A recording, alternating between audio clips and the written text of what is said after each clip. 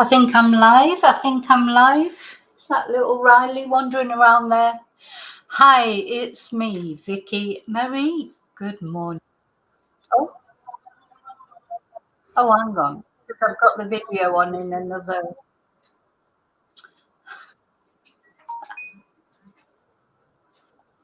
So I had the video on the actual. Anyway, don't ask. Let's start again. Hi, it's me, Vicki Marie.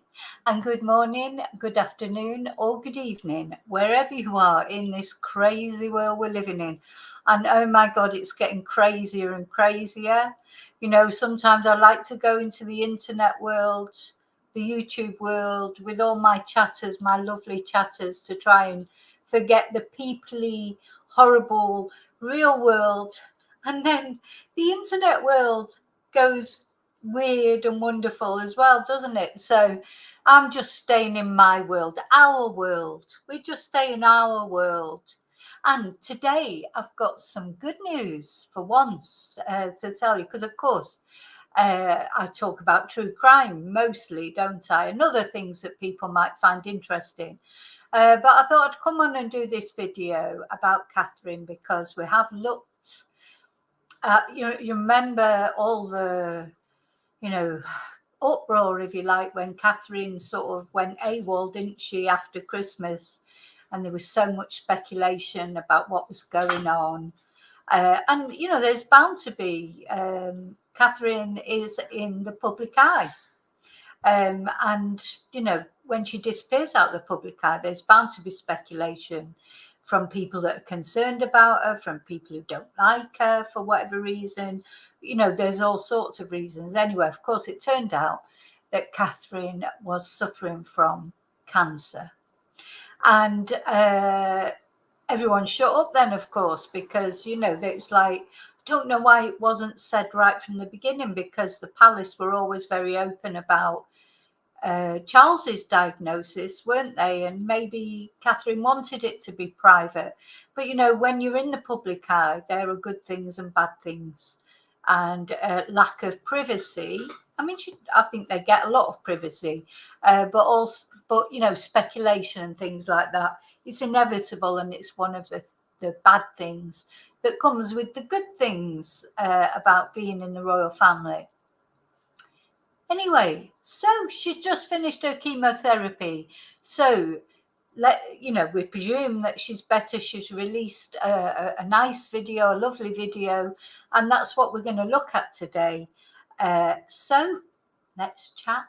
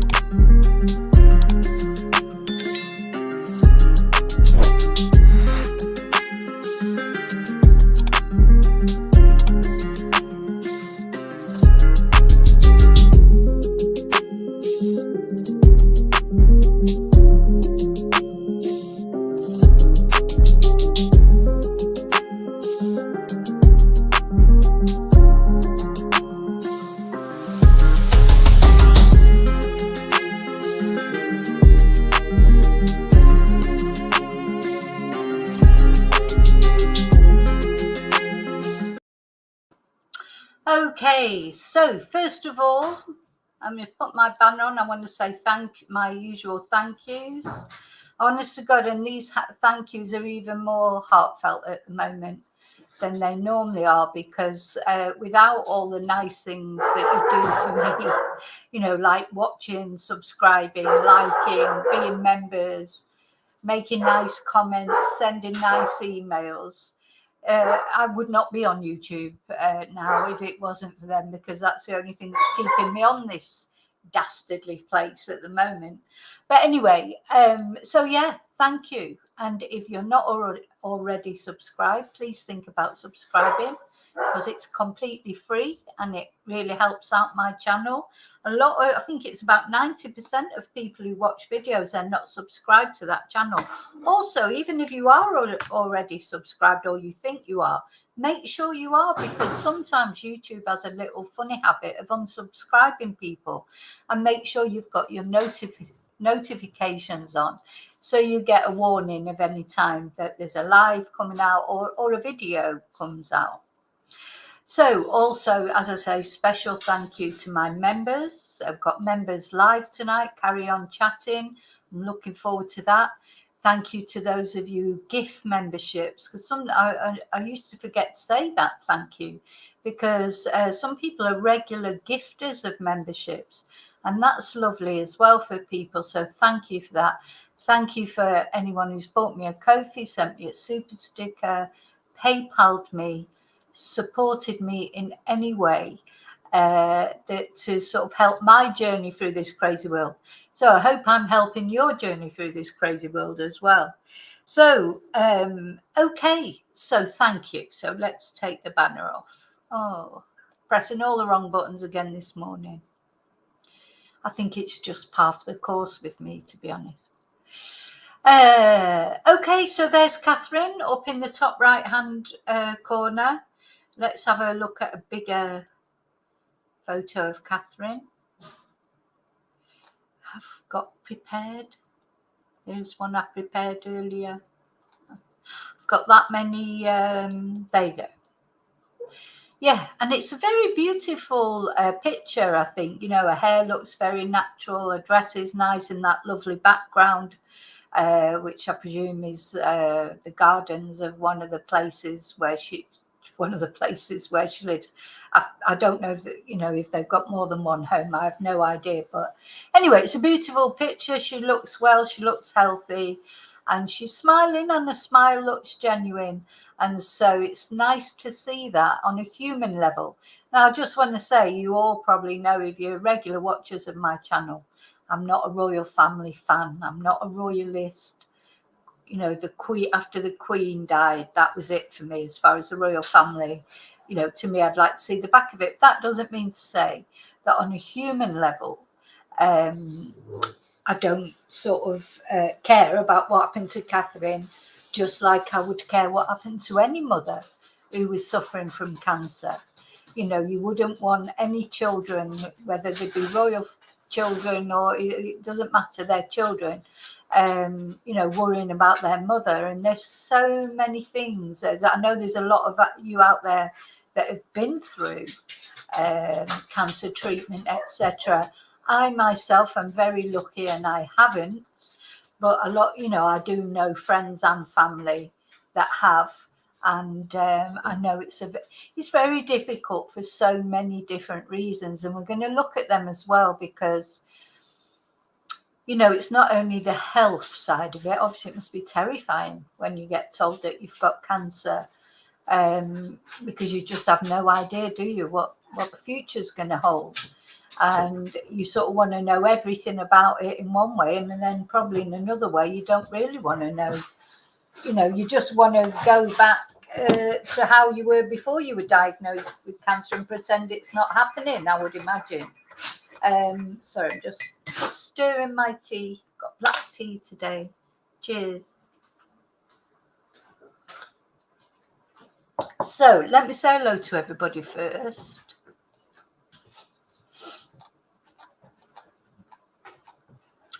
Hi, David. Hi, Kelly.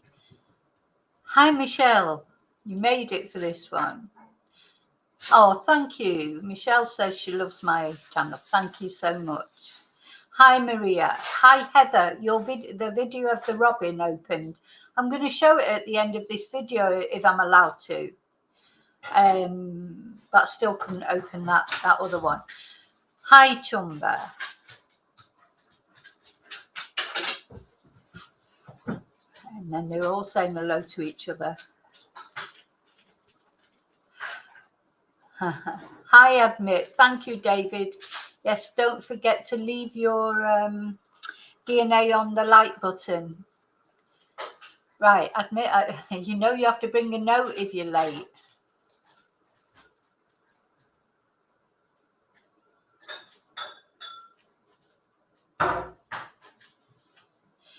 Yeah, she does look happy on that photo, Kelly. I agree.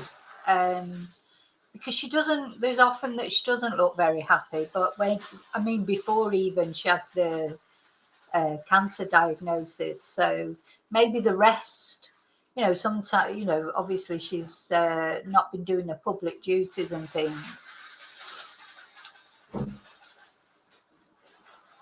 Yeah. She definitely will have had the best of treatment. So that's one thing you could say for Katherine, or for Charles the same. These are the worries that, if you like, normal people have when they get cancer. It's very difficult because you've got financial problems. Maybe you can't work. Maybe you have to miss work. Maybe you've got an understanding boss. Maybe you haven't. And then it's how you tell the family, isn't it? You've got not only that you find out that devastating news, and then that must have been a difficult day when Kate had to say to her young children, because they have to know really in that circumstance, because you don't know if someone's going to say something to them at school, or they have to be told. But how do you tell them? And that'd be terrifying for them, because they won't really understand what's going on. And as you know, and you mentioned that word, the big C, people get terrified, don't they? It's like, it's a very scary situation. Anyway, let's have a look. Oh, sorry, I'm just thinking, Heather, I probably couldn't. Of course, it was the Area 51 video. There's probably something a bit, maybe it's been beamed up. Anyway, let's have a look at the video first before we start talking in general about, the experience of cancer.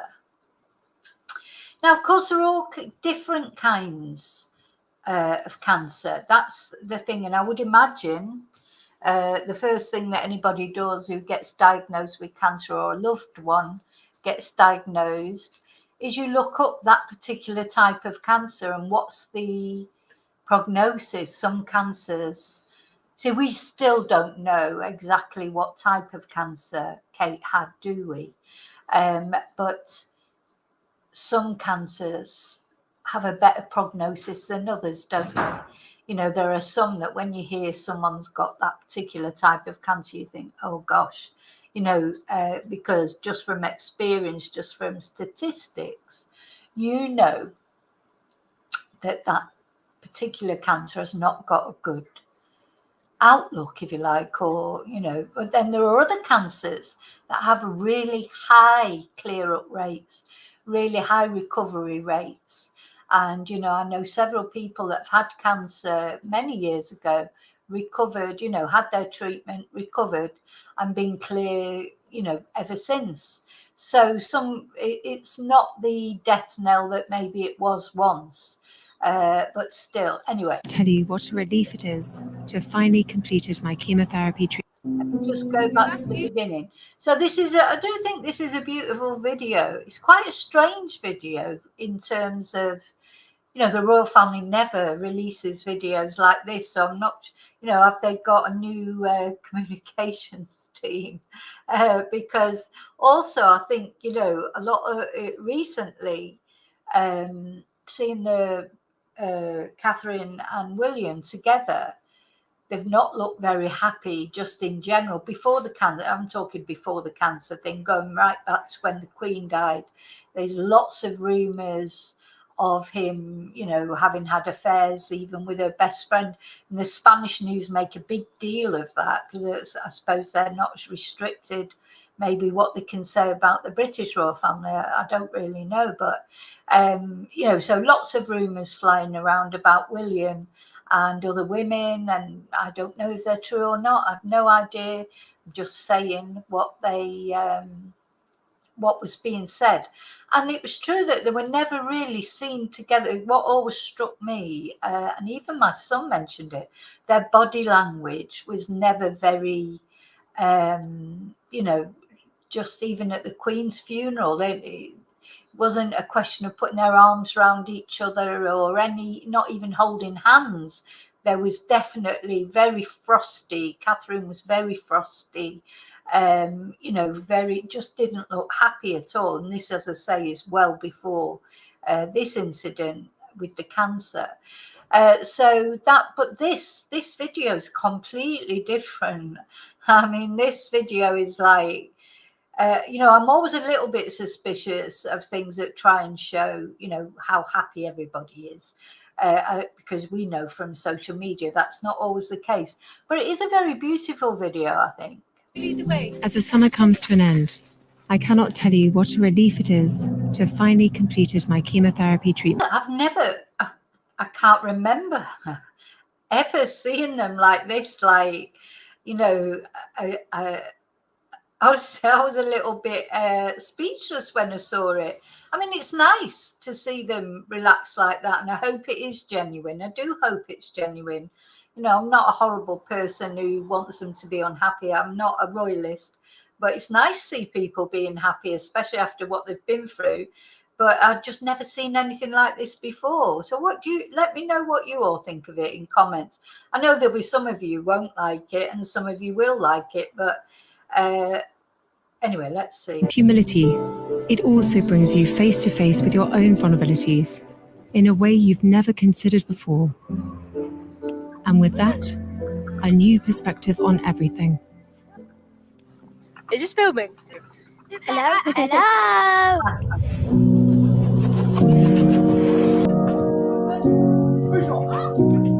Doing what I can to stay cancer-free is now my focus.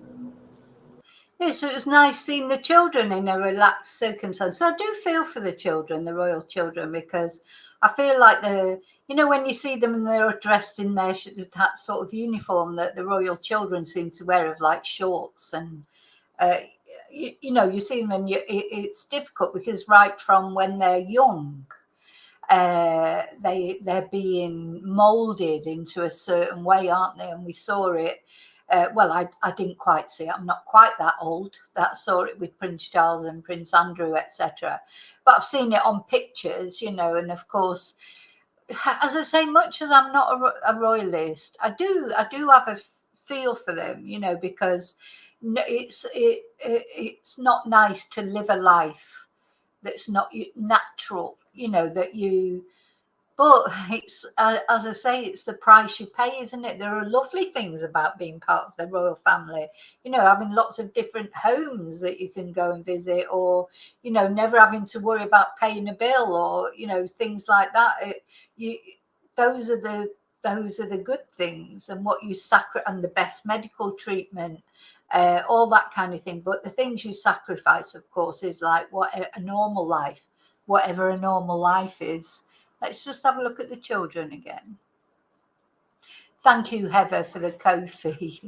Listen, I've said, well, if you get beamed up, you're coming back down for me. And if I get beamed up, I'll come back down for you. Doing what I can to stay cancer-free is now my focus. Although I have finished chemotherapy, my path to healing and full recovery is long, and I must continue to take each day as it comes. Now, the owner, if she had chemotherapy, did she not lose her hair then? Because her hair, unless it's a wig, which it doesn't look like a wig to me, but it could be, I suppose, doesn't look like she's lost her hair. So do you always lose your hair with chemotherapy? I mean, her hair looks fine, doesn't it? So maybe it's a wig. I don't know. What do you guys think? I am, however, looking forward to being back at work and undertaking a few more public engagements in the coming months when I can. Despite all that's gone before, I enter this new phase of recovery with a renewed sense of hope and appreciation of life.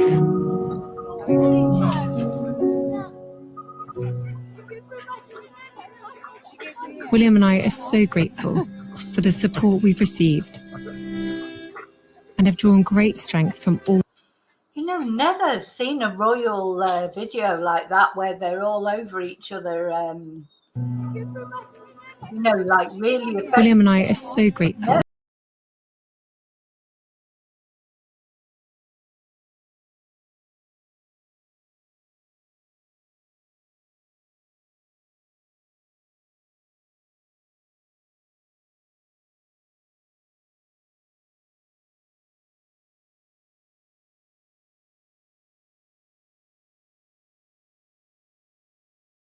an old royal cynic like me, I'm there like practically in tears at that video. So, oh my God, I expect, people who love the royal family, which a lot of people do, just whatever they do, just they love them. They're probably in, hysterics because I do find that video really touching and really emotional. It feels heartfelt. I know for a fact there'll be some of my chatters who'll come on either here or comments saying things, and I as you know, everyone can have their view, but I find it very emotional. I'm going to just play that very last bit, and then I'm going to go back to the beginning and play it again.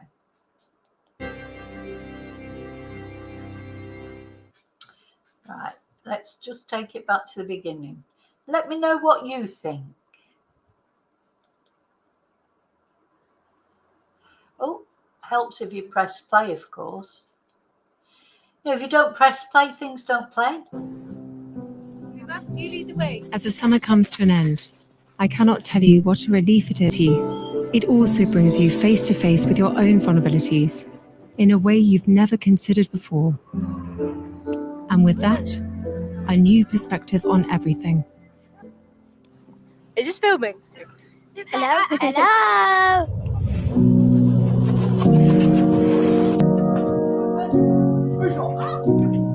Doing what I can to stay cancer-free is now my focus.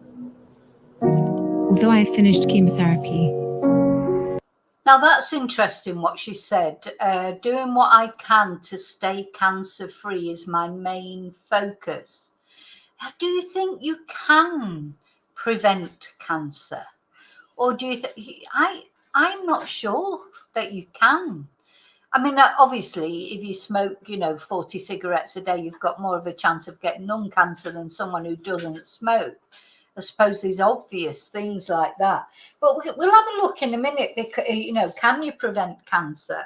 Because, I would say that Kate was a very healthy person. She's always been slim. I presume she's done sports and stuff like that. But she still got cancer. There's a part of me that's not sure whether you can actually stop yourself from getting cancer. It seems to be there's a lot of genetic factors, isn't there? And maybe just bad luck. I don't know. And then, of course, as you get older, I suppose you're more likely to get cancer. I don't know. Again, I don't really know how it works. I don't know. Luckily for me, I don't know hardly anything about it. Because as I say, although I do know people who've had cancer and have survived, and to be fair, most of the people that I know that had cancer when they were younger did survive. I've got a niece at the moment just been diagnosed, and she's very, very young, which is a great niece, really. So it's very, very sad. But I think, the type of cancer she's got, I'm hoping, and she's got very strong will, etc. But she's just, it does surprise me about Kate's hair, because everyone that I know who's had chemotherapy, not radiotherapy, but chemotherapy, have lost their hair. So I'm quite surprised about Kate's hair. My path to healing and full recovery is long, and I must continue to take each day as it comes. I am, however, looking forward to being back at work and undertaking a few more public engagements in the coming months when I can. Despite all that's gone before, I enter this new phase of recovery with a renewed sense of hope and appreciation of life.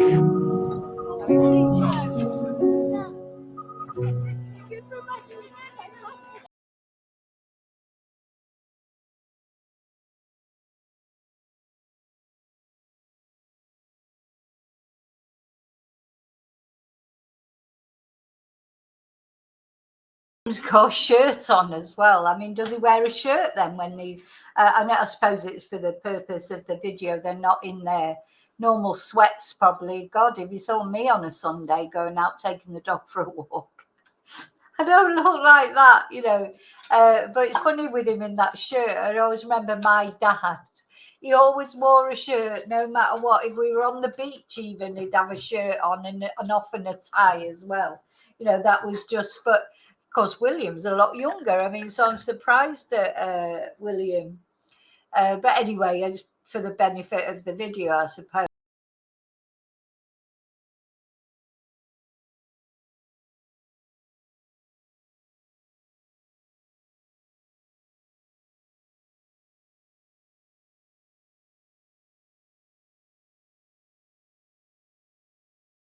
So, you know, it's interesting. And I know the Queen used to do those things at Balmoral, but she was, they were quite informal, weren't they? That anyway, I don't know. It's a lovely video, whatever.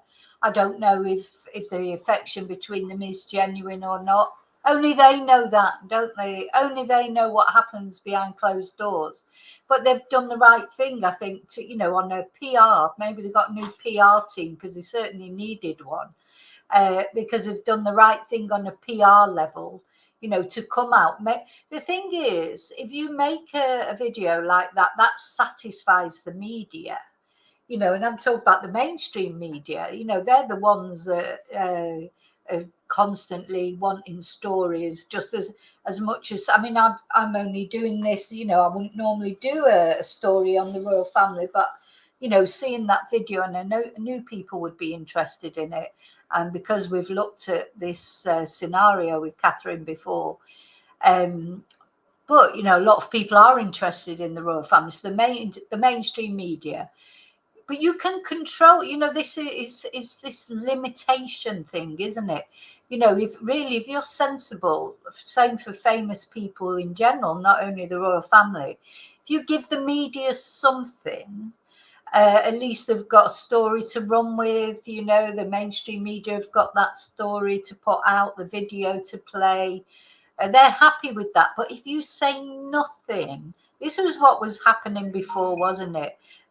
When poor Kate went into hospital and came out, and there was that deafening silence about what had happened to her. So people fill in those deafening silences, you know, and those sort of things grow. That's just the way it is these days. You know, there's no point in saying it shouldn't be like that, because it just is.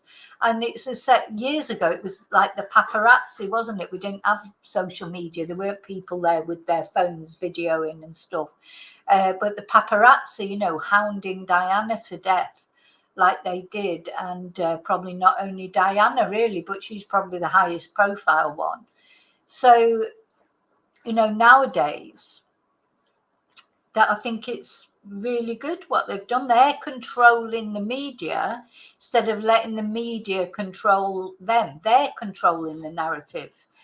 Oh, look, there's little Tia. Hello, baby. Hello, baby. So, yeah, I think they've done the right thing releasing that video, and it is a lovely video. And it's lovely to see the kids relax like that, not in a formal setting. And it's nice to see Kate and William looking like they're affectionate towards each other. It looks genuine. Who knows if it is? As I say, only they know that. Only they know that. Hi, Pamela. Pamela, have you been poorly? You had breast cancer 10 years ago and you thought you cured, but, oh, right, okay. So are you going through treatment at the moment, Pamela? Anyway, sorry, I'm not trying to be nosy. I'm just inquiring. Now, yes. Oh, so Maria was saying about her dad had the same cancer as Prince Philip. Yes, pancreatic cancer is not one of the good ones, is it? You know, it was a good, no cancer is good, but you know what I mean? Not one of the ones that you're as likely to recover from. But people do recover, of course.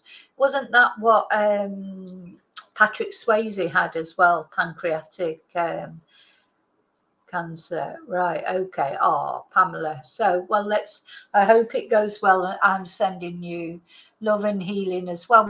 We should maybe every week do a little prayer session for people who are, because, you know, this is Pamela, you're talking about a physical suffering in a physical way, but there's lots of people suffering all different kinds of ways, aren't there? So there's physical, mental, financial, just relationship problems, family problems.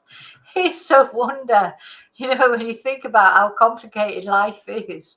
You're just like, there's always somebody, it's just. I'm laughing, not laughing because it's funny. I'm laughing because what else can you do? That's why laughter helps so many people. Because sometimes when you've got all these things going on, in my life, I tend to get to a point, where if there's something going on, or and I worry and I get in the right state about it, and then I seem to get to it. I'm not about physical things though here. Physical things, of course, are different because you can't switch them off.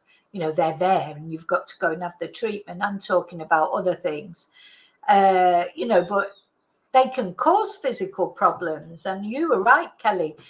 Cancer, I believe, can be caused by stress. I had a student who was a doctor. I've got a few students who are doctors or were doctors. It's great because you can ask them advice about things. Do you think I should go to the doctor? Because I'm terrible. I never go to the doctor, even when I should.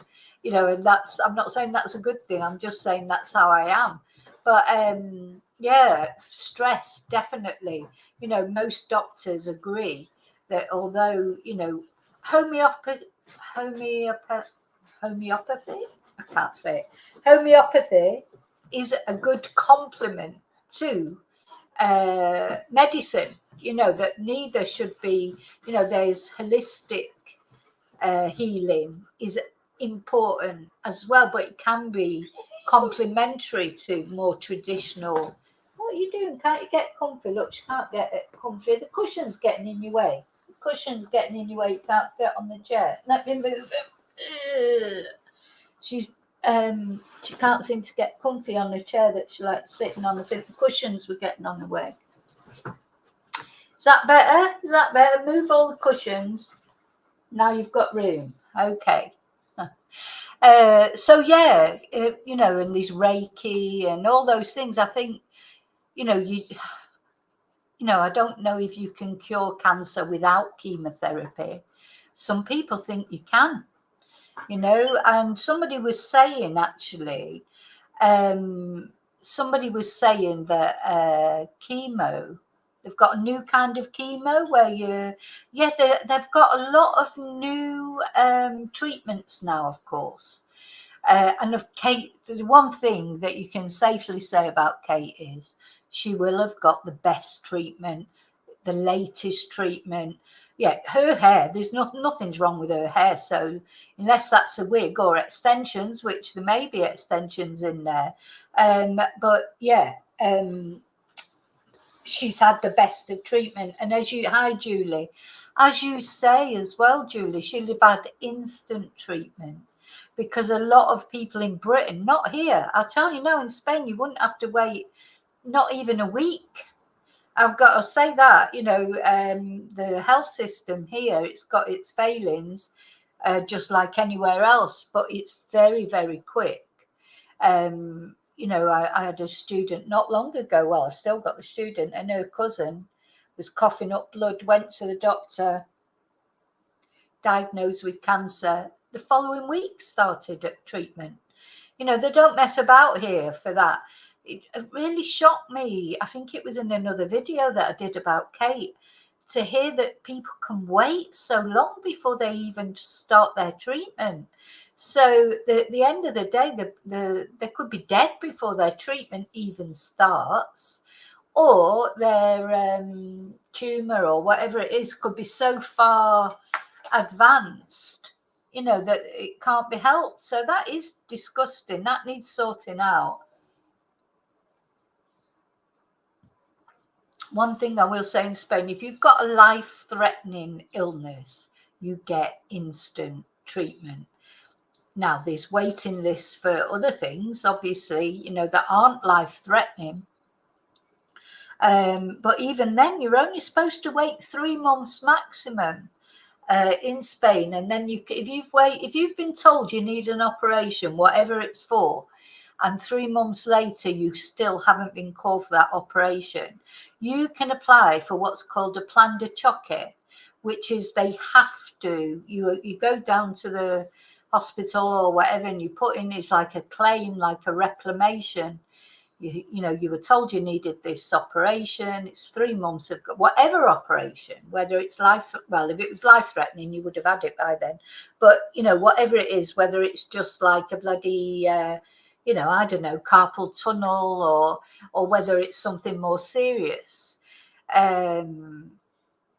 they've got 3 months to give you that operation. They've got to do it. And actually, over the summer, another student of mine was feeling tired during the summer, like we all do. I mean, I think in the summer, God, you hope you don't get ill in the summer because you feel ill. It's so hot and humid, and you've got no energy, and you feel terrible. So, but, you know, and every summer I always think, oh God, I think I'm ill. I must be ill because the way I feel. And then as soon as the weather just gets that little bit cooler, I start feeling better again. Anyway, this was what happened to my student. She just felt terrible. A couple of times in class before the summer, before we broke up for the summer, she was feeling faint. And she'd sit there and say, look, I just can't talk, you know, I'm feeling that faint that I just can't even speak. And anyway, to cut a long story short, in the end, she went to the hospital, and they said, yeah, one of her heart valves wasn't working properly, and she needed a pacemaker. I mean, I don't understand the ins and outs of it. And she was literally, that same week, she was in hospital. She had a pacemaker fitted. And out, so in the space of a week, and she was out a couple of days later. You know, it was, and she's feeling so much, she's coming back to classes soon. So, you know, I do think in Spain, if you had to be ill, you know, nobody wants to be ill, but I think you prefer to be ill in Spain than in the UK because their health service is so much better. You know, there is not a waiting list. If you've got cancer, there just isn't one. You just straight away, your treatment starts. So,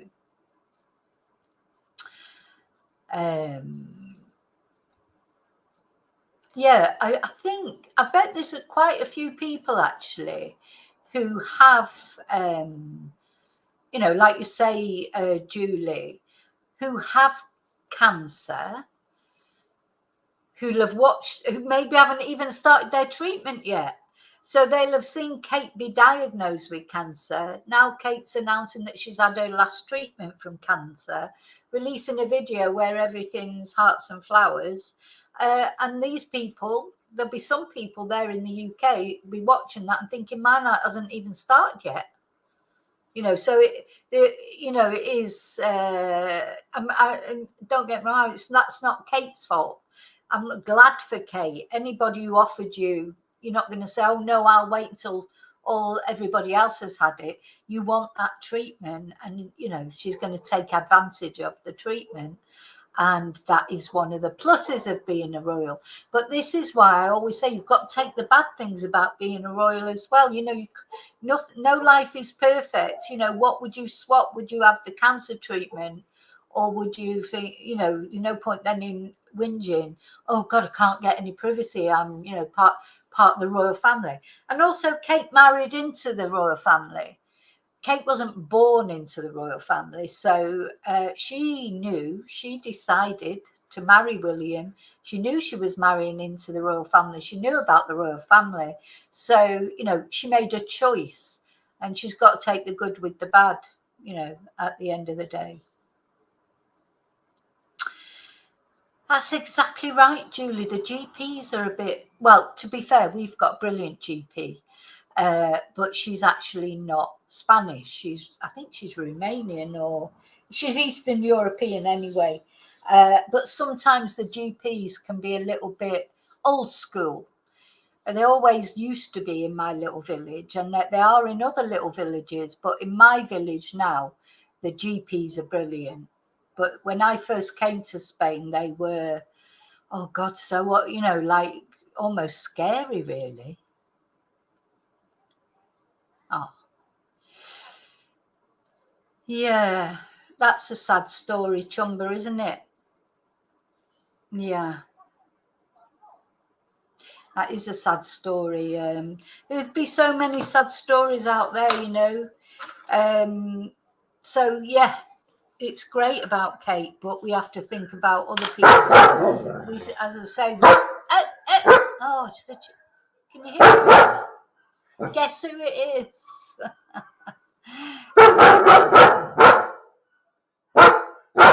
Have you finished? Am I going to put you in the bathroom? Or are you going to be quiet? Right, let's just, oh God.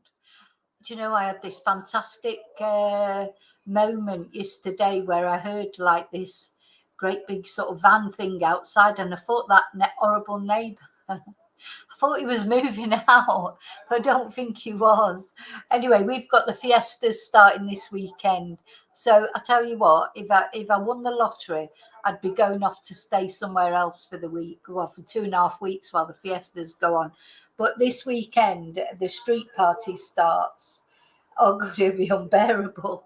So anyway, never mind. I hope they'll all have a good time. I'll be like this, covering my ears. It'd be bangers, fireworks, all talking in the street. It'd be a nightmare. As Julie knows, because she's just been through it in her village. Right, let's have a look at cancer waiting times in the UK. I don't know what they're like in Australia, Kelly, if you're still there. Are the waiting times long in Australia? Or I suppose in America, what do you do? I mean, in America, of course, if you haven't got private health insurance, you'd be stuffed, wouldn't you, if you had cancer, because you won't be able to afford your treatment. So how long is the wait for cancer treatment UK? So only 67.4% of people in England received their diagnosis and started their first treatment within 2 months or 62 days of an urgent referral. So these are people with an urgent referral. They have to wait 2 months. So the target is 85%. Well, why isn't it 100%? And it's not been met since December 2015. Yeah, what happened then? Probably when austerity started. This, well, not this government, but the government before this one, they've got a lot of blood on their hands, I think. People dying for various reasons, health reasons, mental health. COVID, them sort of profiting from COVID while people were dying, partying while people were dying, even while the Queen was at Prince Philip's funeral and, Downing Street, they were having a party. That government, honestly, well, do you know what? They're the ones that have to live with it. They're the ones that have to sleep at night, and they're the ones when they go off to the next life, they've got to account for being greedy bastards who just, made a mockery of everything. So, they've ruined the National Health Service, and now, they're sort of turning around and whinging at the current government about things, but the current government's got to sort it all out. So let's see again.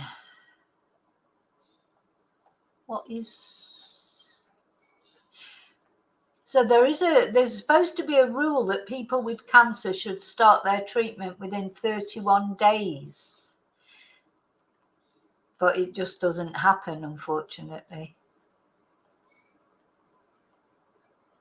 Just doesn't happen.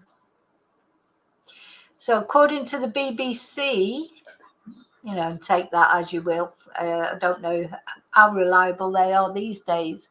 But according to the BBC, cancer waiting times in 2023 are the worst on record in England. Only 64.4% 0.1% of patients started treatment within 62 days of cancer being suspected, meaning nearly 100,000 waited longer than they should have for life-saving care. And the waits have worsened every year for the past 11 years. This was last year. So, in fact, I'll just show this so that you can see the graph.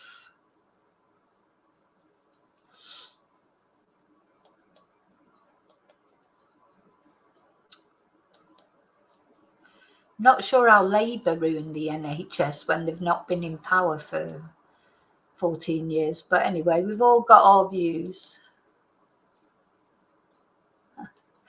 I know she's always photobombing me, isn't she? But I don't. She's people like watching her more than me, I think. Yeah. So 2000. There, yeah, you can see how it's just got worse and worse and worse. Now, why did it go down a little bit here? I wonder. Is that to do with COVID? Probably. It went down. Waiting list went down a little bit during COVID because everyone was too frightened to go to the hospital, or they weren't allowed to go to the hospital. So the king as well, Charlie boy, he was cared for in a private hospital after the cancer was spotted during treatment for an enlarged prostate at the end of the month. So, you know, definitely, if you're in the royal family or if you've got money, of course, you can go private. And there's no way that Kate has gone through the National Health Service. I wouldn't imagine so. And, you know, I'm all for the fact, actually, that people who've got money, they should go private and take the burden. If you can afford to go private, you probably should, you know, because it does take a bit of the burden off the National Health Service. But still, the National Health Service has to be there for people. You know, we don't want to turn into America, do we, where you can't afford to be ill. You know, it seems to work in Spain, you know, but what they do in Spain is they have a different system. So I think, and a nurse that once that I took for she was like a community nurse that I took for an NIE number of years ago. I remember her telling me the problem in the UK is a lot of the money goes to outside things besides the National Health Service. Whereas in Spain, everything is primary care. The primary care in Spain, I think, is second to none. You know, where if you're ill and you go and you need treatment and you need urgent treatment, I don't think you could hope to be in a better place. Maybe the secondary care is not as good as it is in the UK or other countries, you know, like, I don't know, home helps. And there's things like, you know, there's, when, you know, I know people that were carers, and carers deserve nice treatment. I'm not saying they don't, you know, in carers for family members or whatever, but they'd get like days where they'd go for a massage and get their nails done and things. I don't know if I agree with that, because what I think is all the money should go into the primary care of saving someone's life in the first place, you know, like if they have cancer, their treatment. The other thing is, when the you know, ordinary people, if you like, have to think about when they're having cancer treatment. So it's not only, you know, it's horrible, obviously, and it makes you feel like shit. But if you haven't got transport, or if you haven't got somebody to take you to the hospital, and even in Manchester, the cancer hospital where you get your chemo, it's miles away from, you know, Manchester's a huge place. So depending on where you live, it can be miles away. It can take you 2 hours to get there. You know, if you haven't got anyone to take you, you have to drive yourself to your chemo treatment, or, you know, or maybe they may have buses or things, but that can take hours because it has to collect all the patients and what have you. And, you know, when you're not feeling very well and you're having chemo, do you really want to sit on a bus, you know, with a load of other people?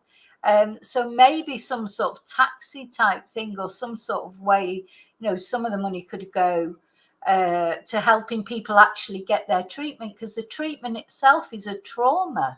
You don't get a chauffeur driven limousine picking you up and lights blazing, taking you straight to the hospital, get your chemo, or your doctor coming out to your home and doing it, or whatever happened with Kate. I don't know if how her treatment was received, or what exactly, whether she got the new treatment. There's supposed to be a pill out now that you can take that replaces chemotherapy.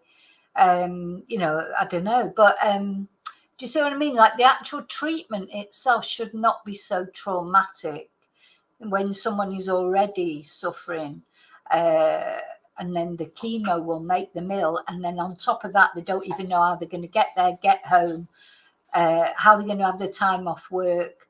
It just, for so-called, for sort of ordinary people, I think it's very difficult, so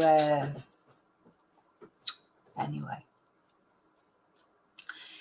So let's have a look at so breast cancer these days, I think, and people can correct me if I'm wrong, but I think it's got a better prognosis, hasn't it, than it used to.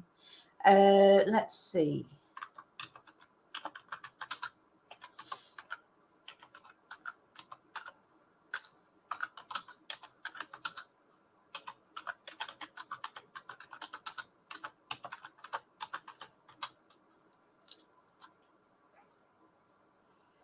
Yes, so the lowest survival rates are pancreatic cancer, as we said, it's only got 8.3%. Brain cancer, 12.9%, and liver cancer, 13.4%. And the highest survival estimates, I'll share this just so you can see I'm not making up, it's true.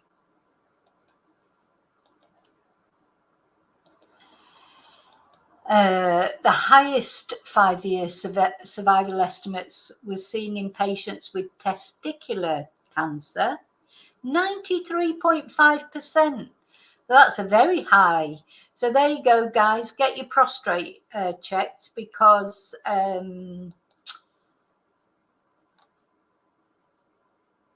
that's, where's it gone? Where's that gone that I was reading? That was a very high percentage, wasn't it, for prostate cancer? So it's worth getting your prostate checked. People are scared, aren't they? People get scared of getting checked out. Listen, I'm saying all this, I never have anything checked. So I'll say this to you now. I have not had any checks since forever. Probably had a smear test after I had my son, or before, or whatever, I don't know. And since then, nada, zilch, nothing. I don't go. Now, if I was ill, I would go. But, that's just me, I'm afraid, the way I am, But so I'm not recommending that to other people. People have to do what's right for them. So this is so we've got the testis, that was the testicle, wasn't it? Melanoma, which is skin cancer, that's got a high rate. Prostate, thyroid, breast. So they're quite high rates, aren't they, of survival, of surviving. Hodgkin lymphoma, that's what my ex-partner had years ago before I met him. And that was ironic, because he had cancer, he had chemotherapy, he had all those things I talk about in my book, the Confessions of a Spanish Teacher book. And he survived all of it. And then later on, he deleted himself. So uterus, vulva, kidney, got some of these. I didn't know that you could have cancer in those. Oh, I think he might. I can't remember now if my ex had Hodgkin lymphoma or non-Hodgkin lymphoma. I can't remember if it was a Hodgkin one. And actually, that's the cancer that my great niece has been diagnosed with. larynx, anus, cervix, rectal, colon, leukemia, bladder, ovary, stomach.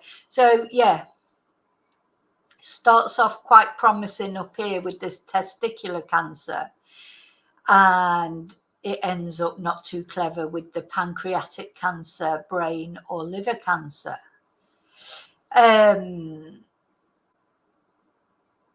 Now then,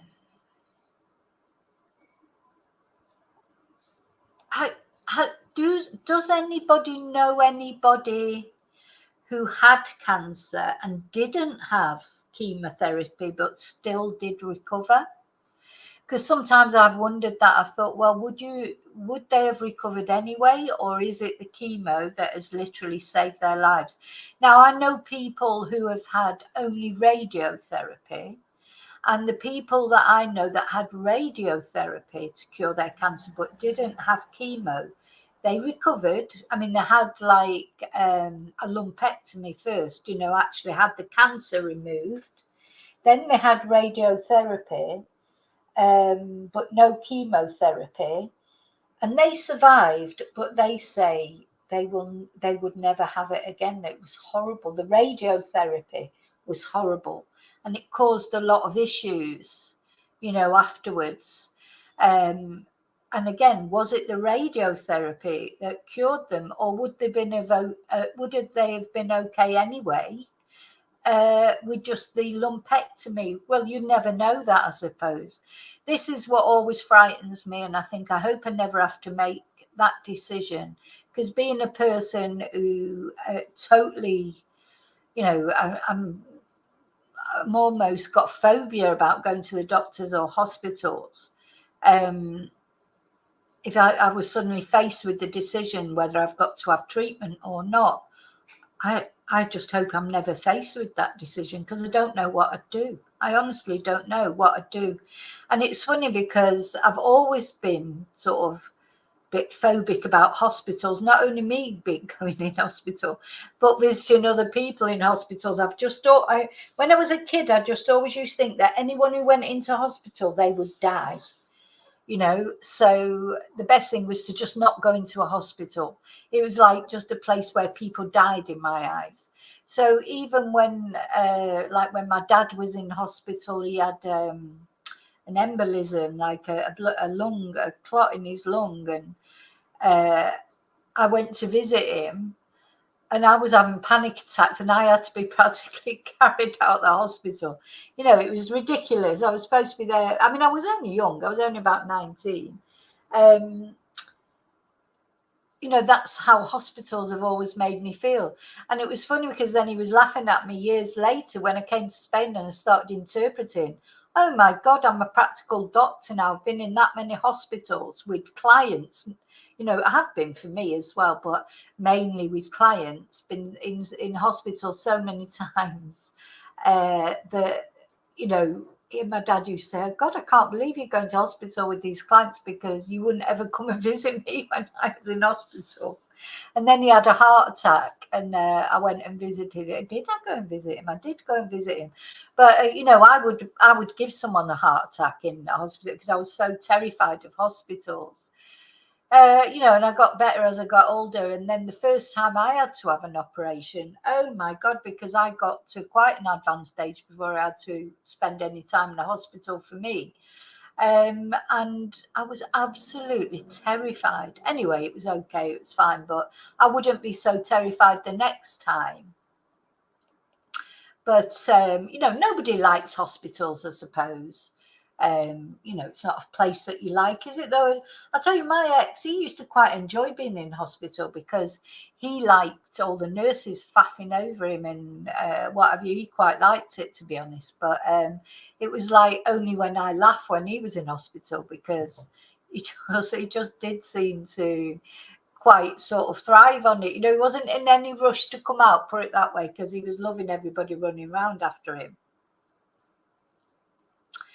So I know, Pamela, I'm very naughty. I am. I know, but I just can't help the way I am. I get told off by all my friends all the time. not going for these checks. And, you know, I'm very lucky. I'm in a country where you can go, you know, they send you letters, call you in for, you know, mammograms and smears and this, that and the other. And I'm just like, you know, I'm not going. And I just don't go. And it might catch me out one day. But, you know, that's a choice. It's just a choice that I've made, I'm afraid. But I wouldn't recommend anybody else doing it. You know, you've got to do what you feel constant. You've just got to do what you feel. Sorry, what's that? I do feel for you, Vicki. Horrible, and the pee smell. Oh, you're talking about hospitals there. I presume you're talking about hospitals there, Julie. Now, there's no pee smell in Spanish hospitals. I'll tell you, they're the cleanest. They didn't get that. What's the word? What's the name of that? What's the name of that? What's the name of that superbug? Is it the MRSA bug? Never got that in Spain. It just didn't happen. Spanish hospitals are so clean. Literally, they're cleaned constantly. I was really surprised at the difference, because, you know, I've been, as I say, in hospitals in the UK, and my mum was in intensive care for a while, and it was that intensive care ward. There were loads of people in it, and it wasn't, people were coming in and out all the time. And the intensive care here in Spain, you're only allowed in twice a day for half an hour, and you have to, you know, gown up completely from head to foot, and they're all disposable, like they don't get washed afterwards. They're just thrown into the bin. All that PPE. Wonder if Michelle Moan's doing the contract for him. But yeah, I was very impressed with the intensive care. The first time that I had to go as an interpreter, I went in to interpret for someone. And of course, it was the patient in the intensive care, and I took their partner in. And but only 2 people allowed in. You know, it's a law, like it's rigid.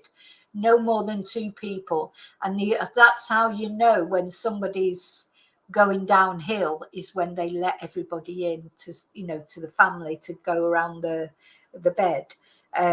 That's when you know that person is not long for this world, because before that they won't let more than 2 in at a time. Spotlessly clean. High tech. You know, the last time I went for an x-ray on my knee, oh my God, I thought I was in some kind of, I thought I was being beamed up to Area 51, Heather, because it was just so high. I was thinking, oh my God, I've never seen x-ray stuff like it. Amazing. I mean, you know, I am impressed with the Spanish health system, I've got to say. But it's funny, when I was interpreting, I'm just chatting now, aren't I? But when I was interpreting for people, and again, in my Confessions of a Spanish Teacher book, there are some of these stories in there of things that happened to me, or experiences that I had when I was out and about interpreting for people. And it's funny, because you go in as an interpreter, you know, because obviously the client doesn't speak Spanish and they're taking you along. And I've taken men, women, you know, for all sorts of different things. Some things more basic than others, some things really quite intimate. And people don't think of you as an interpreter. I think they just think of you as like one of the nurses. You know, so literally, I'm trying to be discreet and, you know, close curtains and try not to look. And these people, they're like just stripping off, and, you know, men and women just like having the prostate examined. Like just, and I'm like, oh, I'll just look the other way now. Don't worry, you know. Just, I think they think you sort of blend into the background and become part of the medical team sometimes when you're interpreting. But sometimes it's quite embarrassing for me. And that's, you know, for me is a good reason to learn Spanish, because there are some things that you might have wrong with you, and you go to the doctor to talk about. You don't want an interpreter there. male or female. You don't want people knowing your ins and outs and what your sex life's like with your husband. I've been through all that as well. And, you know, it's just amazing what people will take you to the doctor for, and not care that you know, not have any compunction about showing their bits or telling you all the gory details of what they got up to last night with their husband, or, you know, all those things. It's amazing, really, how but I think they look on me, I suppose, as sort of part of, you know, it's almost like a doctor. I don't know what it is, but it's quite funny. Yeah, Maria. Yeah, what's the good things about Spain? Garbage collection and healthcare. But there are other good things as well, but they're the best things. The garbage collection, you can't fault at all. The way they pick up, you know, every day the rubbish and the recycling and all that sort of thing, that's really good. But not every, you know, obviously not everything's good about living in Spain. It's probably different in different areas. But a lot of people have commented that to me. Oh God, do the bins come every day? Because, I mean, in the end, it fades into that, you know, there's a lot of, when you live in a Spanish village, there's a lot of noise all the time.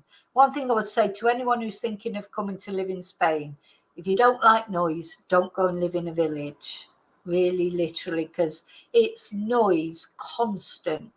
But, you know, you sort of get used to it all in the end. You know, it's like, so the rubbish every morning, there's like a rhythm to a village. You know, I can lie in bed in the morning, especially now, because of course you've got the windows open because it's summer. You've got the birds singing. Then the bin men come around about 5 o'clock. You don't need a watch. You don't need a watch. You don't need a clock. You hear the bin van coming up and you think, right, must be 5 o'clock-ish. Then they go. And then the first neighbour on my street goes out at about 5:30. So I hear them. I don't even know which neighbour it is. I just hear someone come up, get in their car, drive off at 5:30 every morning.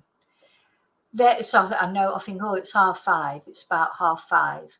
Anyway, you've got the church clock telling you what time it is. It chimes, you know, the bells ring every hour and every half hour. Then just after, so then at 5 to 6, my next door neighbour, you hear their garage door, you know, electric garage door open, their car comes out, electric car, garage door goes down, they go off to work at 6. Then at about 6:20, it's the motorbike from up the road. The guy there, he goes about 6:20. And you hear all these things happening. And then you think, you know, oh, right, better get up now. It must be nearly 7. Because when you've been through the process of all the different ones coming out and getting in their cars and going off to work, you can set your clock by it. You know what time. You're constantly reminded of the time, and it's a rhythm, a routine. And then they all, you know, when they go, of course, now school's back, so they go out. It's the high school. I've got one neighbour, their daughter goes to high school, so you hear them taking their daughter to high school at 5 to 8. Then they've got a younger son, he's still at the junior school, he goes at 5 to 9. It's just a routine. So, you know, it's a routine. The whole villages are run on routine. They come home at a certain time. They have their lunch at a certain time. You know, and you sort of get into that routine in a way. Well, I try not to have a routine. I don't like routines, but sometimes you just have to fit in their routines. I like a certain amount of routine, but it's like with taking the dogs out and stuff like that. I don't like to go at the same time every morning or to the same place. And, you know, I've learned that from doing the true crime and everything. So I go to all different places at different times.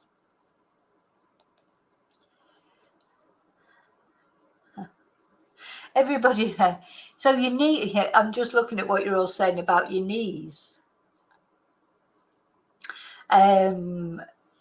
Yeah, your knees, of course, are the first thing that go, aren't they? And Anyway, that cannabis oil and everything is supposed to be good, isn't it, for your joints and things? I've never tried it. Again, I've got students who take it, they swear by it. It's good for knee joint pain, etc. But I just haven't got around to trying it yet. I'm not against it. I would try it. What I find with God, what we like, we talk about arthritis now and everything, but better to have arthritis than cancer, I suppose. But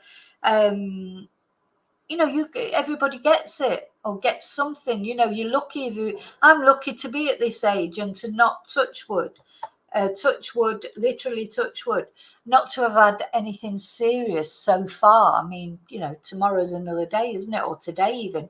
You just don't know what's going to happen. But if you manage to get to an older age and either not have had anything or to have had things and survived them, you're quite lucky, aren't you? Some people don't even get past their teens, do they? For one reason or another. And it's not only accidents and things. Young people do get ill, don't they? There was a lad I used to work with at Lewis's when I used to work on a Saturday at Lewis's, which is was a big department store in Manchester. And that was my Saturday job. And this lad, well, he was my age, so he was, I don't know, 17, 18. And he was at home one day and he just had a headache. And it just kept getting worse and worse till in the end he was in excruciating pain and he was fitting and being sick. And they called an ambulance for him and he was dead. And he had a brain tumour. And they had never known. Nobody, he had nothing. Well, as far as they knew, maybe he had headaches and that just hadn't told anybody about. But nobody knew. There was no warning, no nothing. Just one day, an absolutely splitting headache, which resulted in him having fits and being sick. And by the time the ambulance got there was nothing they could do for him. Lawrence is known. I remember him as clear as anything, working with him, and he went out with one of my friends. And lovely lad. You just don't, and that's, so even health, we always associate bad health with older people, but younger people get bad health as well. So we're lucky if we get older and, if we get older and we're okay.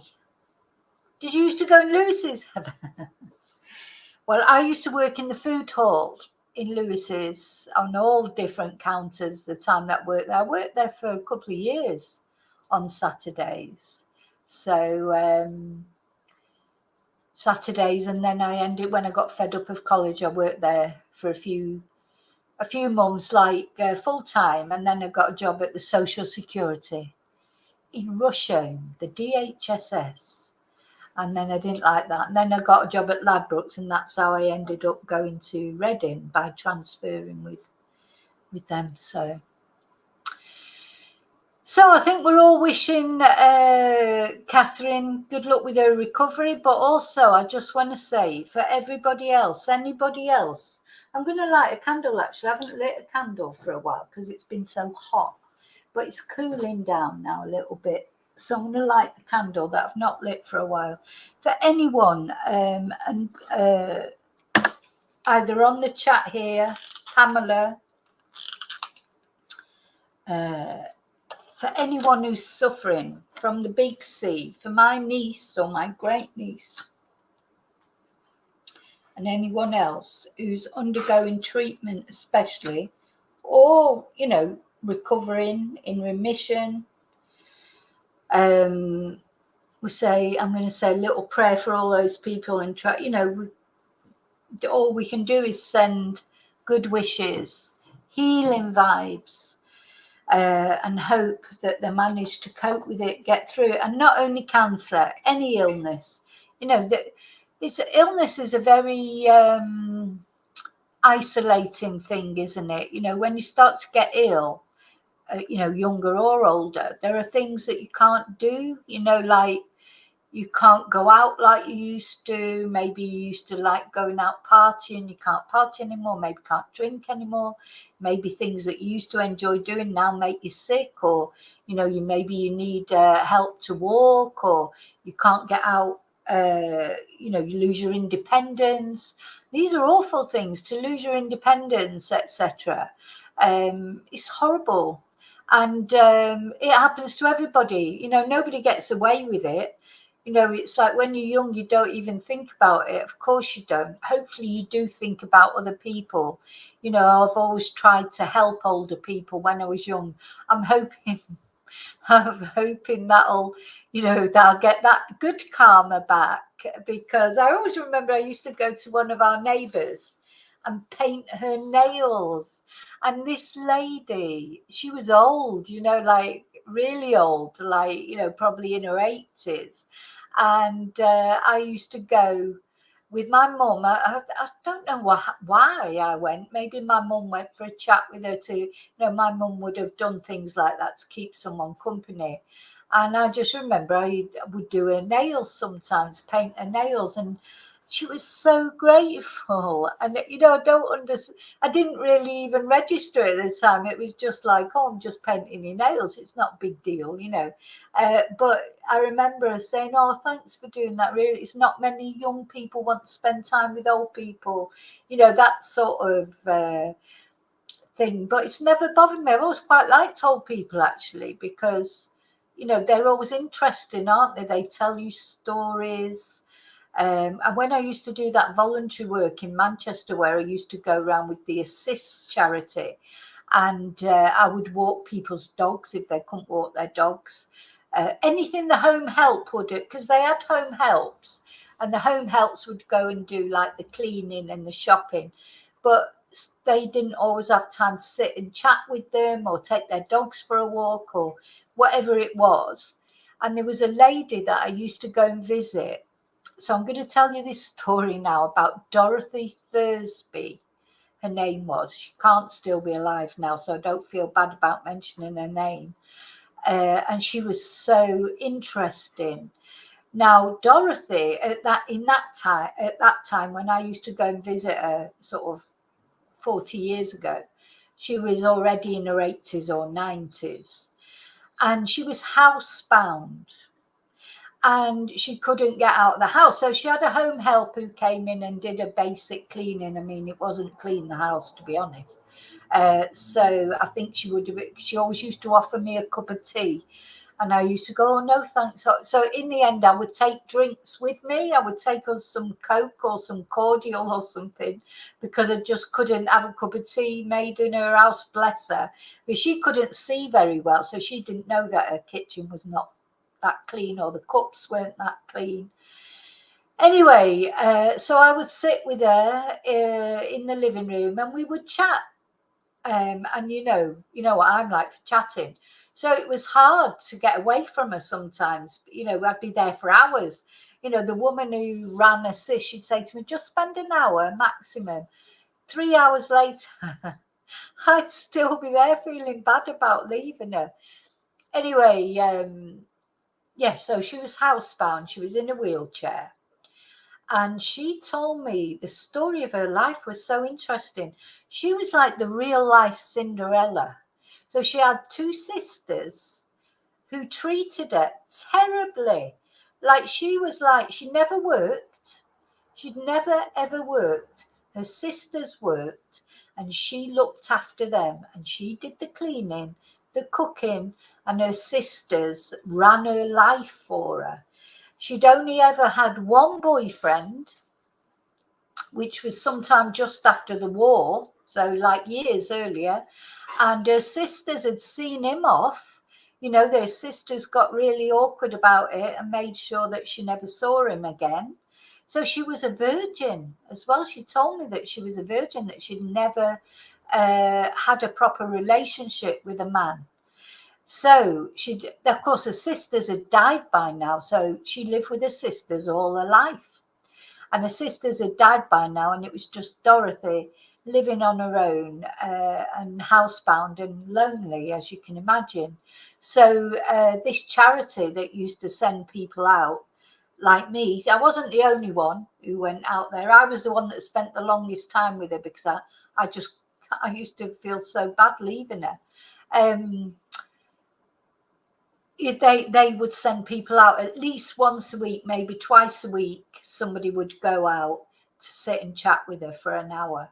It was so sad. And things that I always remember about Dorothy, that again, being young, maybe I was 19, 20, but you don't really register what it's like to be an old person then. One thing I always remember that she said, I would give anything to have a bath. Now, I hate baths. I never have a bath. I've probably not had a bath for 20 years because, you know, it showers here. It's like the bath. I don't know. I mean, when I was young, I would have a bath because I don't think we had a shower. We didn't have a shower. But I always remember her saying I would give anything to be able to get in the bath and sit and have a bath. That's now I'm getting emotional now. She said, oh, God, don't take much to set me off. That she would give anything, just a simple thing like that to put, you know, get in a bath on her own and get out of the bath. So the home help would come and would give her like a bed bath type thing. So, but she never had a bath. And the other thing I always remember is she lived in a cul-de-sac. And one day when I went round there, she had this lovely big window and she used to sit at the window and watch the world going by, you know. And one day when I went there, she said, oh,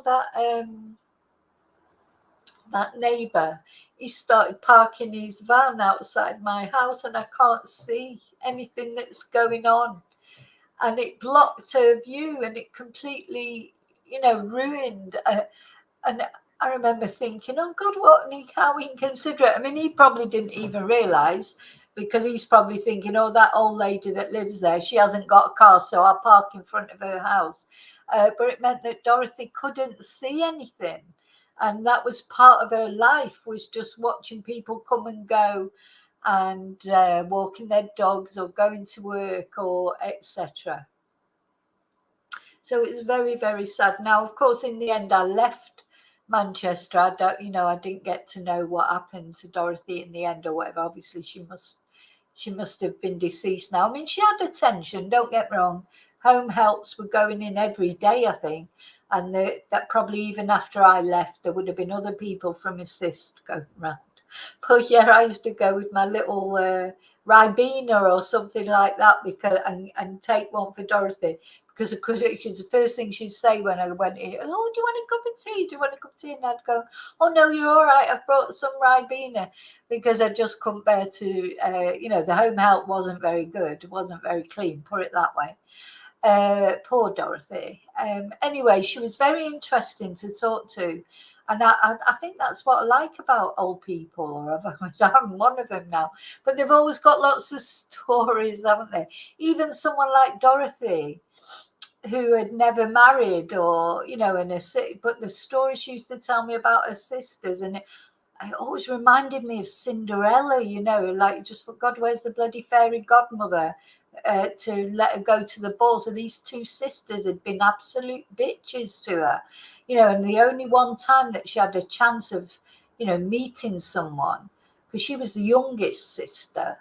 She did meet one guy, I don't know where, she can't remember where she met him, probably at a dance hall or something. These sisters just got rid of him straight away. And the three sisters, remained single all their lives. And Dorothy was like the skivvy for these older sisters. Yeah, very sad, isn't it? I know. So many old people out there, aren't there? Lonely and that. It's I do like it when they do these. What's it? Is it GMTV that does this donating hours? So yeah, instead of donating money, if you donate an hour a week where you'll go and talk to someone who's lonely, I think that's lovely. I think that's a lovely idea. Because loneliness is a terrible thing, and especially in cold countries, I mean, I'm sure there's lonely people. It's the same here in Spain, but Spain's more, you know, extended families tend to still sort of stick together and see each other. But there will be people who are lonely, who've lost their husband, their wife. You know, there'll be people there's a lot of expats here that are very lonely, you know, because they come out here maybe with their wife or husband, and then years later their wife or husband dies and they're lonely, maybe in a great big villa somewhere, lonely. And there are social services here, but if you don't speak Spanish, again, if you don't speak Spanish, you can't get the social services organized. But there are quite a few charities here, British charities like Help at Home and things like that, where they'll go out and visit people when they're in hospital if they've got nobody else to visit them, or go and help someone with their shopping, etc. So there is help available. But yeah, a lot of people, loneliness is sad, isn't it? And, you know, when people get older, they can't always have a pet, you know, unless, except a little chihuahua. That's what I'm going to have. If I end up living a very long life, I've already lived a long life. I don't think a German Shepherd would be the right pet for me. But yeah, and my dogs, Rocky and Riley, they're smaller, but they're still, you know, they're still a challenge.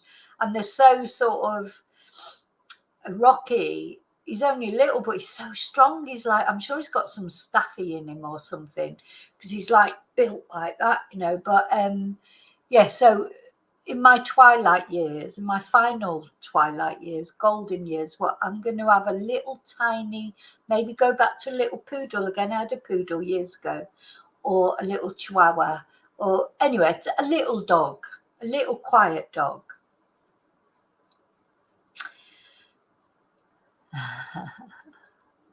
So, okay, so there you go. I've told you the story of Dorothy Thursby.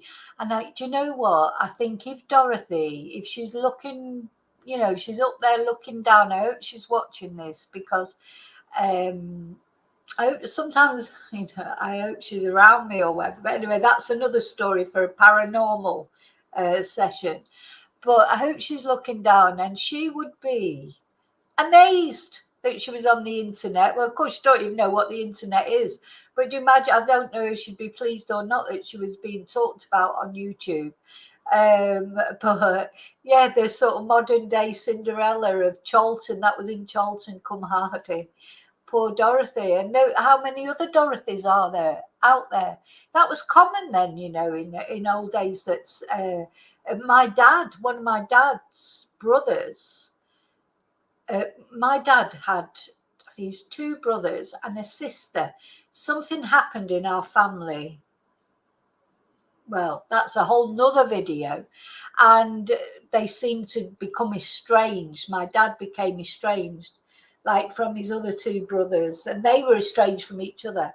But my dad's sister, Alma, she went to live with my dad's brother, and she lived with him all her life, and she never married. She was a spinster. That's what they used to call them then, wasn't it? Spinster. Now they call them lucky. You know, it used to be, oh, spinster, spinster of the parish.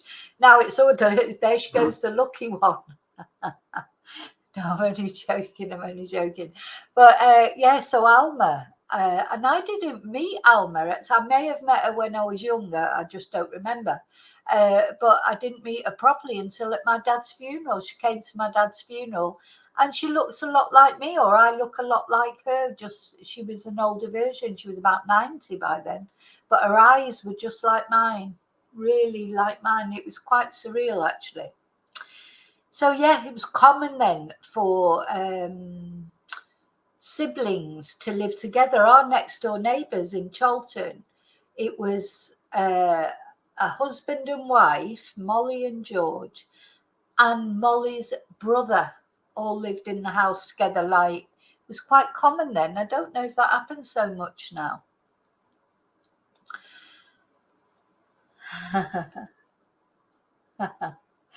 Paranormal or aliens. I had a Jack Russell, Seffi, before these dogs. I had a little Jack Russell called Tigra. She was a little shit. I mean, lovely. They're such characters, aren't they? Absolute characters. But she was an escape artist. She would chase motorbikes. If you were on the beach and someone had a frisbee, oh my God, she would just run off, get in the middle of a game of football, grab the ball or grab the frisbee. And once we were on the beach and she got this frisbee and the guy was trying to get the frisbee off her, and she just she wouldn't let go of it. Not in a million years. And he was shaking her from side to side like that. And she was just going like that. She was just gripped onto this frisbee. I had to go and rescue her. And she chased the horse once right across the campo, came back, nearly died. She could hardly breathe. She was a little villain, but a real character. But I don't think I'd have a Jack Russell again because they need a lot of exercise, don't they? They're untrained. I think all Jack Russells are untrained. Honest to God, I tried training her, but oh God. Anyway, she lived to 17, Tigra, and she only calmed down when she was about 13. So we had this lovely last few years where she was really calm and quiet. I could take her to places. I could take her to a restaurant and just put her on a chair and she'd be quiet. Because she was so old. So yeah, we had about 3 years where I could, 3 or 4 years when she calmed down. But right up to being 13, she was a nutter, absolute nutter, but tough. Oh my God, she was so tough. That's Jack Russell's view. They are little characters, and they can jump over everything, can't they?